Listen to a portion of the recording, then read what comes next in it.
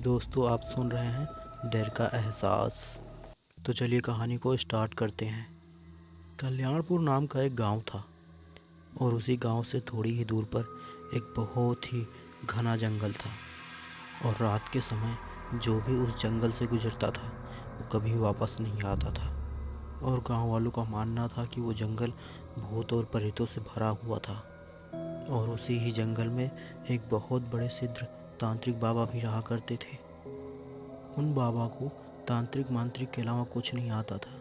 वो उस जंगल में रहकर पूजा पाठ और तांत्रिक मांत्रिक शक्तियों का उपचार किया करते थे। कुछ लोगों का कहना था कि वो बाबा जंगल में रह रही उन बुरी शक्तियों से भी बात करते हैं और उन्हें अपने बस में भी कर लिया करते थे। और जब गांव के किसी भी लोगों की तबीयत खराब होती थी तो डॉक्टर की बजाय उस तांत्रिक के पास जाते थे और तांत्रिक उन्हें ठीक कर दिया करता था। गांव वालों को उस तांत्रिक के ऊपर बहुत ही विश्वास था।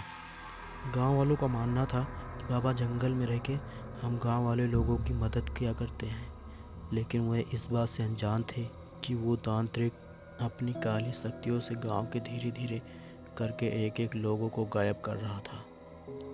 तांत्रिक के पास एक कुर्सी थी और वो कुर्सी कोई मामूली कुर्सी नहीं थी। तांत्रिक जब भी अपनी काली शक्तियों को सिद्ध करता तब वो उसी कुर्सी पर बैठकर पूजा पाठ किया करता था। और वो साधु उस कुर्सी पर बैठकर जो चाहे वो कर सकता था। कुछ समय बाद गांव में एक हड़कंप मच जाता है। बात यह थी कि धीरे धीरे करके गांव के एक एक बच्चे गायब होते जा रहे थे। और ऐसा कौन कर रहा था इसका अंदाजा किसी को नहीं था। कुछ दिन तक ऐसा ही चल रहा था और गांव के बच्चे गायब होते रहे। कभी किसी की गाय गायब हो जाती तो कभी किसी का लड़का गायब हो जाता।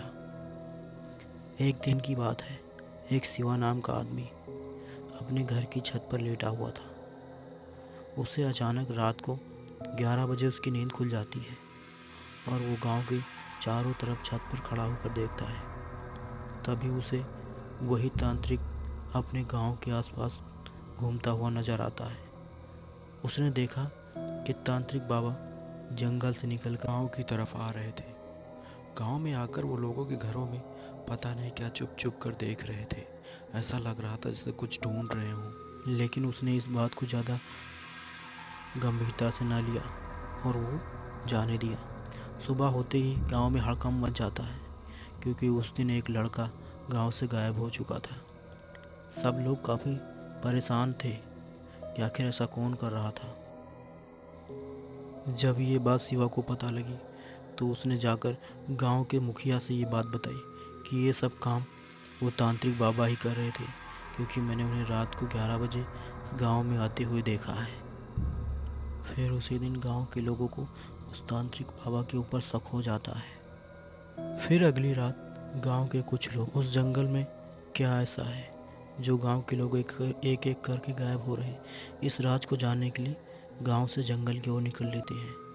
रात को 10 बजे के बाद वो लोग गांव से मसाल लेकर जंगल की ओर चले जाते हैं। जंगल काफ़ी बड़ा था तो उन्हें यहाँ पर सफ़र भी काफ़ी लंबा करना था। वो लोग धीरे धीरे जंगल के बहुत ही अंदर चले गए, क्योंकि वो जंगल भी काफ़ी घना और बड़ा था। वो लोग उसी दिशा में जा रहे थे जिधर पर वो तांत्रिक रहता था। वो लोग कुछ अंदर जाने के बाद उन्हें एक मसाल की रोशनी दिखाई पड़ी। वो लोग धीरे धीरे उसी मसाल की रोशनी की ओर बढ़ते गए। वहाँ पहुँचने के बाद उन लोगों ने देखा कि वही तांत्रिक एक कुर्सी पर बैठा मंत्र बुदबुदा रहा था और अपने पैर को किसी इंसान के ऊपर रखे हुए था। लेकिन वो इंसान उस समय बेहोशी हालत में था। गौर से देखने के बाद पता चला ये तो वही इंसान है जो पिछली रात में गायब हो गया था। फिर वो लोग धीरे धीरे करके उस तांत्रिक के पास गए। ये लोग जैसे ही उस तांत्रिक के पास पहुंचते हैं, तांत्रिक को शक हो जाता है और वो अपनी आंखें खोल लेता है। जब खोलता है तो देखता है इन लोगों को अपने पास खड़ा हुआ और तांत्रिक डर कर वहाँ से भागने लगता है। लेकिन गांव के लोग उसे पकड़ लेते हैं और ले जाकर उसे एक पेड़ से बांध देते हैं। फिर गांव के मुखिया ने उसे आग में जलाकर मार देने की उसे सज़ा सुनाते हैं। सब लोग उसे पेड़ के बांध कर उस जंगल में आग उस जंगल में पकड़ लेती है और उसी के साथ साधु भी जलने लगता है। जलते वक्त साधु अपनी मदद के लिए सबको पुकार रहा था, लेकिन किसी ने उसकी मदद नहीं की और धीरे धीरे वो उसी में जलकर राख हो गया। तांत्रिक तो आग में जल के खाक हो गया था, लेकिन उसकी वो कुर्सी वैसे की वैसी रही। आग में जलने के बाद वो कुर्सी थोड़ा और भी चमकदार बन चुकी थी। वो कुर्सी इसलिए नहीं जली थी क्योंकि तांत्रिक ने उस कुर्सी को अपने तंत्र और मंत्र से बनाया और उस कुर्सी के साथ साथ साधु की जो जिस्म था वो तो मर गया था, लेकिन उसकी आत्मा उसी कुर्सी के साथ थी। वो भी अभी जिंदा था, लेकिन वो अब पहले से ज़्यादा और भी ताकतवर और भयानक बन चुका था। और दूसरी तरफ गांव वाले अब बहुत खुश थे कि अब मेरे गांव की जो बला थी वो टल चुकी है और वो सब खुशी मन से रहने लगे थे। कुछ दिन बीतने के बाद एक दिन एक किसान अपने खेतों में काम कर रहा था। दोपहर का समय था, उसे बहुत जोरों की प्यास लगी थी। उसने अपनी बोतल से पानी पिया और आराम करने के लिए वो उसी जंगल की तरफ चला गया जिधर उस साधु को जलाया गया था। साधु को जलाने की जो बात थी ये अब लगभग काफ़ी पुरानी हो चुकी थी और इससे लोग अब डरना बंद कर दिए थे। ये जाकर उसी जंगल में आराम करने लगा। तभी ये वहाँ पर बैठा ही था कि तभी उसे वही कुर्सी दिखाई पड़ती है। वो कुर्सी काफ़ी खूबसूरत लग रही थी, ऐसे लग रही थी वो सोने और चांदी से बनी है। ये उस कुर्सी को देखकर हो जाता है और उस कुर्सी को घर ले आता है। घर लाने के बाद घर वाले भी काफ़ी खुश हो जाते हैं क्योंकि वो कुर्सी बहुत ही खूबसूरत थी। लेकिन वो लोग ये भूल गए थे कि वो जो लेकर आए हैं वो मौत अपने घर लेकर आए हैं। वो लोग सब उसी कुर्सी को देख रहे थे। तभी वो जो आदमी कुर्सी को लेकर आया था वो उस कुर्सी पर बैठ जाता है। बैठने के बाद जैसे ही वो बैठा था तभी उसके मुंह से एक जोरों की चीख निकलने लगती है। वो उस कुर्सी से भागना चाहता है, लेकिन उसके हाथ और पैर बंध चुके थे। वो चाहकर भी उस कुर्सी से उठ नहीं पा रहा था। सब लोग उसे उठाने की कोशिश कर रहे थे, लेकिन वो उठ ही नहीं पा रहा था और इतना ज़ोर से चिल्ला रहा था कि मानो कलेजा ही दहल जा रहा था। उसकी चीख पुकार सुनकर गांव के लोग भी दौड़ते आए और उस कुर्सी को तोड़ने लगे, लेकिन वो कुर्सी टूट नहीं रही थी।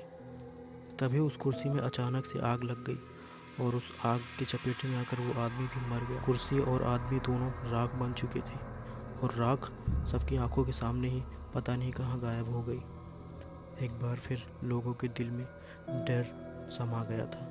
लोग डरने लगे थे क्योंकि ऐसे ही हर 4-5 दिन के बाद कोई ना कोई घटनाएं सुनने को मिलने लगी थी। कभी किसी को खाट पर चपक जाता तो कभी कोई टेबल पर चपक जाता। और ये टेबल और खटिया भूतिया हुआ करती थी, ये जान लेकर ही छोड़ा करती थी। सब लोग बहुत परेशान हो गए थे। तभी एक दिन इनके गांव में एक साधु घूमते हुए आता है। वो पूरे गांव में घूमता है और फिर जाकर मुखिया के द्वार पर बैठ जाता है। मुखिया बहुत उदास थे। तभी वो साधु उस मुखिया से जिस चीज़ को लेकर परेशान है मैं समझ रहा हूँ और उस समस्या का समाधान भी मेरे पास है। ये सुनकर मुखिया अपना सिर उठाते हैं और साधु की तरफ देखते हैं। मुखिया जाकर साधु के पैर पकड़ते हैं और कहते हैं, बाबा मुझे इस चीज़ से मेरे गांव को बचा लीजिए। हम लोग काफ़ी परेशान हो गए हैं, वो इतना परेशान हो गए हैं कि हम गांव छोड़ने पर मजबूर हो गए हैं। तभी साधु ने कहा, आप परेशान नहीं हो, मैं आ गया हूँ, अब सब सही कर दूँगा। फिर साधु ने एक दिन बताया और उस दिन हर घर से एक लाल कपड़ा और एक चावल और घी लाने के लिए बोला। वो लाकर ये सब चीज़ें लाकर गांव के बीचों बीच में एक हवन चालू किया। वो हवन एक हफ्ते तक चली और एक हफ्ते के बाद उसने पूरे गांव को पीले कलर से चारों तरफ से घेर दिया और फिर बोला, ये लाल कपड़े को सब लोग अपने घर के दरवाजे पर बांधना। अब वो बुरी शक्तियाँ आपका कुछ नहीं बिगाड़ सकती। और सभी लोगों ने ऐसा ही किया। तब से अभी तक गांव के लोग सब खुश रहते हैं और वो कुर्सी अब दिखती नहीं है। अभी तक तो कुछ ऐसा नहीं हुआ है, लेकिन आगे अब क्या होगा इसका कोई पता नहीं है।